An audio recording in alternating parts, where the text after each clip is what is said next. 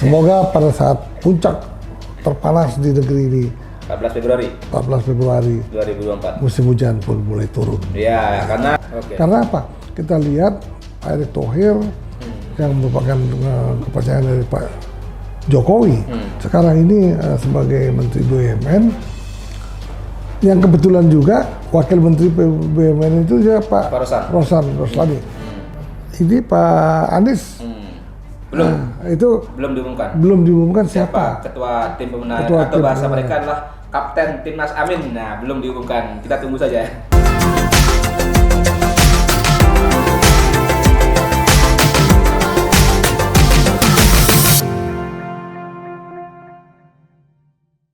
Kembali lagi di channel YouTube Mr. Puisi Live di bawah naungan MGP Media. Hari ini kita akan membahas kembali dinamika politik, khususnya topik hangat kita adalah soal Panglima Perang atau Ketua Tim Pemenangan Nasional dari para kandidat Capres-Cawapres yang ada. Ini cukup menarik karena sepertinya ada perang bintang nantinya dari Panglima Perang atau Ketua Tim Ses atau Ketua Tim Pemenangan dari masing-masing Capres-Cawapres.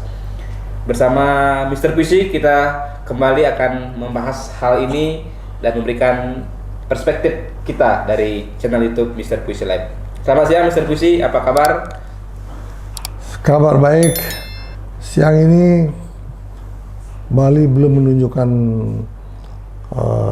cuaca yang mendung, masih tetap panas ya. Apalagi dengan diikuti masalah perpolitikan di negeri makin hari makin panas. Makin panas suhunya gitu. Semoga pada saat puncak terpanas di negeri ini 14 Februari 2024 musim hujan pun mulai turun. Ya, karena di 14 Februari itu mudah-mudahan jadi puncak-puncaknya musim hujan ya. Artinya ketika suasana politik panas ya mungkin hujan bisa sedikit memberikan hawa sejuk ya, dan juga pikiran yang jernih kita untuk memilih. Nah, sebelum saya lanjut, saya ingatkan untuk jangan lupa subscribe channel YouTube Mr. Puisi Live di bawah naungan MGP Media. Jangan lupa juga like, komen, dan share konten-konten di channel YouTube ini. Ya, judul kita hari ini Mr. Puisi yaitu Perang Bintang, Jebolan Kadin di Tim Pemenangan Ganjar dan Prabowo. Siapa yang paling kuat? Nah, ini menarik. Panglima Perangnya di kubu Ganjar Pranowo ada Ketua Kadin saat ini yang masih aktif ya, Arsyad Rashid, dan juga di kubu Prabowo Gibran ada mantan Ketua Kadin ya periode 2016-2021 ya kalau nggak salah. Artinya sebelum dari Arsyad Rashid yaitu Rosan Roslani yang sebelumnya Wakil Menteri BUMN tapi sudah mengundurkan diri karena menerima pinangan dari tim Prabowo Gibran untuk menjadi Ketua Tim Pemenangan Nasional. Ya, bagaimana Mr. Puisi melihat dua putra terbaik jebolan Kadin? Yang satu masih aktif, Arsyad Rashid di kubu Ganjar Mahfud, yang satu adalah mantan sebelumnya di kubunya Prabowo Gibran. Menarik pertarungan dua pengusaha sukses, bagaimana akan mengorkestrasi pertarungan tim pemenangan masing-masing kandidat. Memang ya sesungguhnya satunya mantan Ketua Kadin, Rosan Roslani. Kemudian satu lagi sedang menjabat sebagai Ketua Kadin, yaitu Pak Arsyad Rashid. Ini memang terinspirasi kenapa mereka digunakan sebagai tim pemenangan. Terinspirasi dari pada saat Pak Jokowi menunjuk orang yang baru di bidang politik, yaitu Erick Thohir di 2019. Waktu itu banyak yang meragukan apakah bisa Erick Thohir. Ternyata manajemen yang dia miliki adalah manajemen perusahaan yang secara profesional dimanfaatkan untuk memanage sebuah elatan besar itu untuk memenangkan Pak Jokowi pada saat itu 2019. Ternyata inspirasi inilah menyebabkan bahwa Arsyad Rashid itu yang sangat mungkin dekat sekali dengan PDI Perjuangan digunakan untuk ketua tim pemenangan untuk Pak Ganjar. Nah kemudian kenapa kemudian Pak Prabowo menunjuk Pak Rosan Roslani? Mungkin juga ada bisik-bisik dari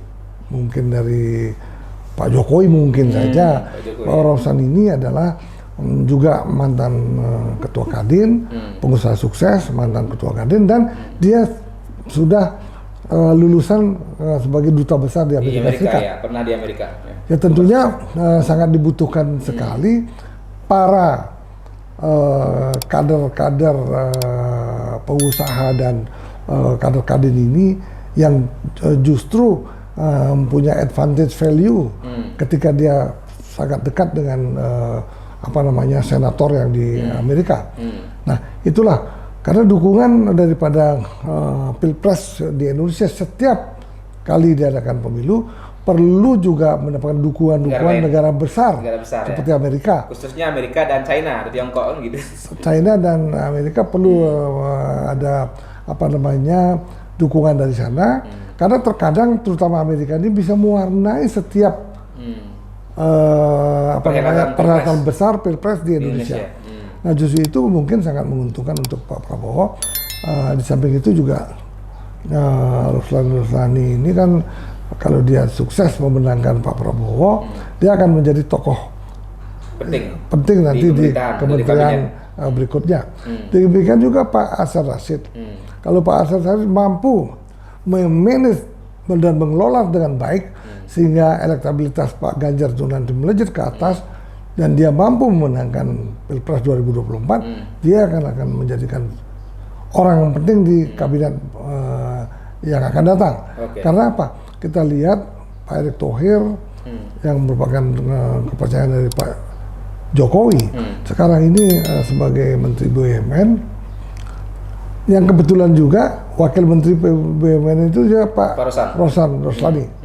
Nah artinya kemungkinan Pak Erick Thohir itu sangat dekat dengan Ruslan. Kemungkinan Pak Erick Thohir juga akan membantu Ruslan di dalam tim pemenangan Pak Prabowo.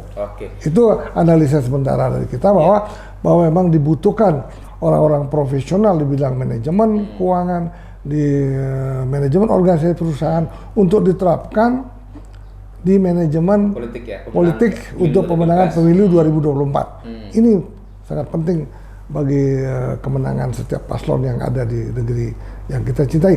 Tetapi kalau untuk Pak Anies belum diumumkan siapa ketua tim pemenangan atau bahasa mereka adalah Kapten Timnas Amin. Nah belum diumumkan, kita tunggu saja. Oke. Tapi tadi kembali menarik kepada judul kita bahwa akan ada perang bintang jebolan Kadin. Nah pertanyaan tadi saya mungkin penegasan saja Mr. Puisi. Apa yang membuat para capres ini, para juga partai politik koalisi, pilihan mereka jatuh kepada satu sosok pengusaha, kedua juga spesifiknya adalah petinggi Kadin atau jebolan Kadin. Apa yang mereka lihat dari sosok Arsyad dari sosok Ruslan ini sehingga mereka memang menjadi pilihan utama. Misalnya kenapa Pak Prabowo bukan memilih Erick lagi, atau misalnya sebelumnya kenapa misalnya bukan Sandiaga atau orang lain gitu misalnya. Itulah yang diperlukan sosok pemimpin pengusaha sukses yang memimpin usahanya berhasil secara profesional, yang nantinya akan diterapkan di dalam tim manajemen dalam pemenangan Pilpres 2024. Nah kalau misalnya dia gunakan misalnya seorang pengusaha yang tidak sukses ataupun perusahaannya politisi ataupun pengusaha yang kurang sukses, kemudian dia tidak mempunyai perusahaan besar yang sukses dipimpinnya, bagaimana dia memanage pemenangan ini yang mungkin jauh lebih berat, lebih kompleks bila dibandingkan untuk merusak perusahaan berapapun banyaknya perusahaan itu. Karena memang kalau kita bicara konteks perusahaan dari perspektif kompetisi atau persaingan kan berbeda level tensinya, level tekanannya dibanding dengan persaingan kontestasi pemilu kan jauh berbeda. Belum lagi ada berkelindan di sana akan ada serangan-serangan, bagaimana mereka menghalau kampanye negatif atau kampanye hitam atau black campaign, kemudian juga isu-isu bagaimana mereka mengelola isu. Tapi yang menarik mungkin saya membayangkan akan ada narasi yang berbeda ketika dua tokoh ini mengelola komunikasi politik dari masing-masing pasangan capres-cawapres. Tampaknya kalau yang saya amati sekilas Arsyad Rashid ini mulai menarasikan hal yang berbeda. Beliau mengatakan ketika ada good corporate government perlu juga ada good politik government. Nah, bahasa beliau adalah ingin membawa politik ini naik kelas. Nah, itu kan narasi-narasi yang dari perspektif seorang pengusaha mungkin bisa memberikan warna berbeda dalam pilpres hari ini. Bagaimana Mr. Pusinda? Ya memang dibutuhkan sekarang untuk kedepannya perlu pengusaha-pengusaha sukses yang tidak menggantungkan kehidupannya di pemerintahan. Artinya dia sebagai seorang politikus yang sukses usahanya, kemudian tidak lagi bukan mencari proyek gitu lah. Ya, artinya bukan menggantungkan hidupnya lagi ataupun mencari proyek di pemerintahan.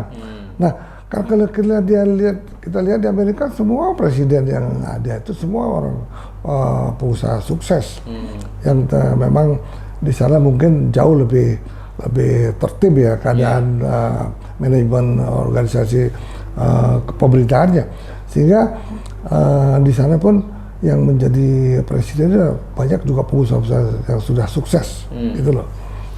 Ya, jadi itu menjadi menarik. Kita lihat nanti seperti apa bisa para jebolan Kadin ini memberikan warna yang berbeda dari sisi manajemen kampanye, termasuk dari sisi komunikasi publik yang mereka tampilkan untuk masing-masing capres-cawapres.